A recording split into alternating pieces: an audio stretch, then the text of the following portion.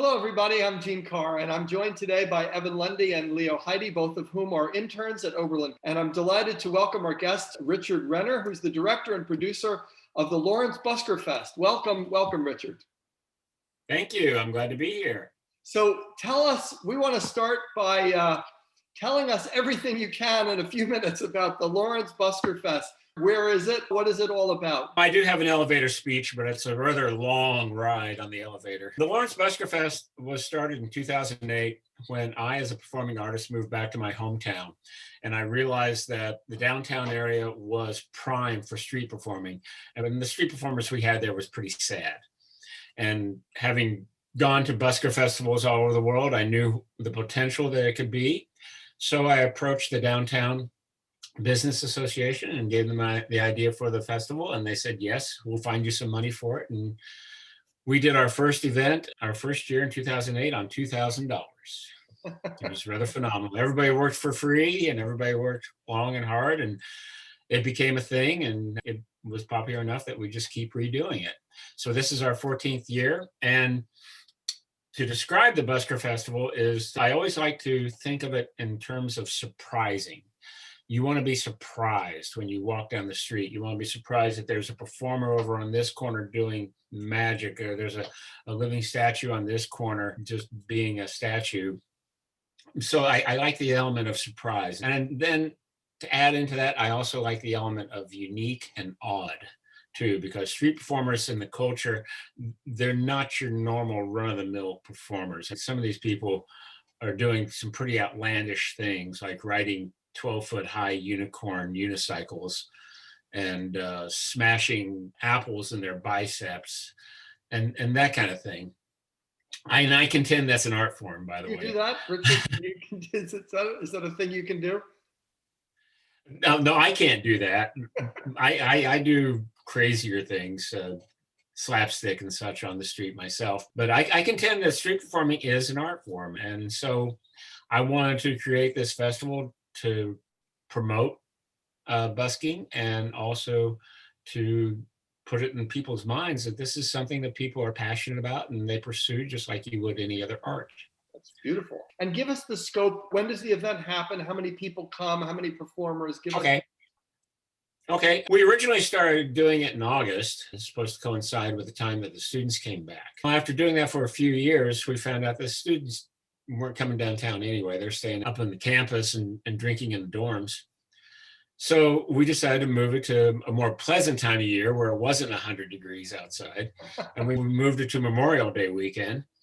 And that's been a big hit. We gradually gained in attendance up to where we're attracting around 25,000 people over 3 days, which is pretty good for a little town like us. We draw regionally. We're close to Kansas City, so we draw from larger metro areas. Yeah, and last year, if we had the festival, we were going to do it for 4 days. And that's still in the plans. This year we're going to be doing it in September in order to get a little bit ahead of the pandemic and the vaccination schedule so that everyone feels safer about being out in public. And we'll still be doing it for 3 days this year, but the year after that it's going to go to a 4-day festival. I think Ev has a question that fits right into this. Okay. Yes, I was wondering, how has COVID-19 impacted the operations of your festival, and do you see any of these changes being long-term? It impacted it by canceling it. Originally in May, I was pretty naive last March. I was thinking, oh yeah, okay, everything's gonna be fine by May, we'll be able to go on. I was looking at all these graphs and charts and everything said everything's gonna be much less than May, but it didn't happen that way. Yeah. And we didn't actually cancel at that time. We decided, we'll reschedule for September. Everything will be fine in September. Everything will be great. That didn't happen either. So we just had to cancel it out altogether. And how it's going to affect what we do from now on, because we are an outdoor event, I don't think we're going to have to be too stringent. And it depends on what the health department has to say, of course. But I don't think we're going to have to be too stringent about airflow and social distancing and things like that. Actually, the biggest effect is, Ev, I think, is that people are ready to party.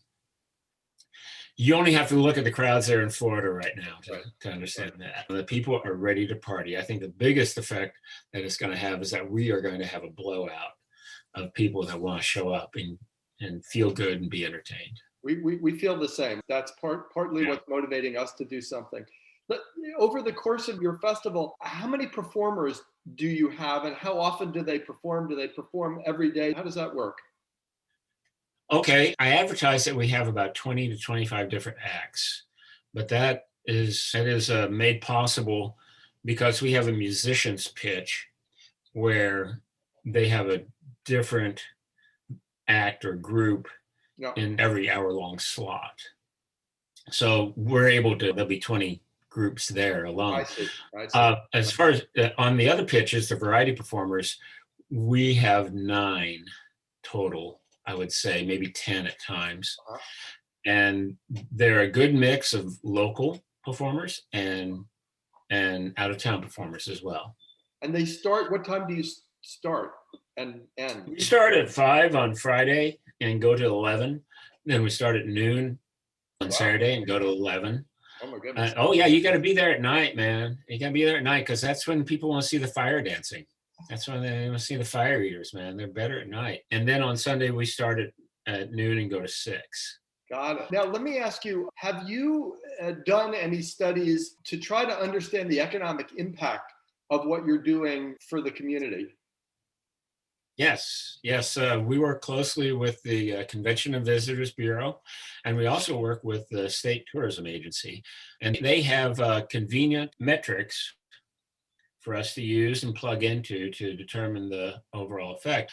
And we determined that we have about a $250,000 tax increase because of our event over the weekend because of hotel and restaurant and other. And what's the kind of more or less the overall budget for the operation? $50,000 to $60,000. Yeah. Not a bad return on their money. I was going to say you're getting a 5x return on the money. That's excellent. And I've asked this question before, and that we're hearing that number over and over again. So it's not only an artistic event and it's a community engagement event, but it's an economic winner. So it's got a triple, sometimes we call it a triple bottom line. And that's you're proving that. What helps at Busker Festival too is that because the performers are paid basically on their tips, is that our budget for entertainment isn't as big as if we were putting on a ticketed event where we had to pay the performers exactly what they were worth. But they do, because of that also, I feel obligated to get people out there. Yes. Because I want these performers to walk away feeling like it was well worth it. So what have you found is the best way to get the word out, especially give us some advice? We're starting from scratch. Yeah, the best way to start is the social media.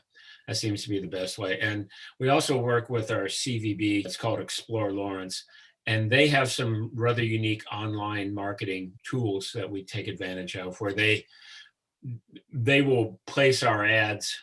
You've probably seen these when you go to newspapers and things like that. There'll be a set of ads alongside on the margins. They will place our ads onto computers that people are more likely to be interested in that kind of thing. And then they're also able to track the people who look at our ads and find out if they actually attended the event. And I would imagine on social, you got 25,000 people. I'll bet you a lot of them are posting it on their own Instagram or on their own Facebook, and they're hashtagging. And so you can, unlike when you're at a show, if you're in a fixed theater where you're indoors, the lights are off, you're expected to be actually looking at the stage or listening to a concert. Whereas outdoors, you've got all the freedom in the world. You could take 10 different pictures and post. So I think that's really the social we're going to absolutely focus on that as well. Leo, you got a question? Yeah. So obviously you've been doing this for a long time. So I was wondering if year after year, is there a specific aspect of the festival that remains your favorite? The day after it's over? No, I will tell you, Leo, particularly in the beginning, I was doing this for free. And there were some years that we lost sponsorship and I put in my own money.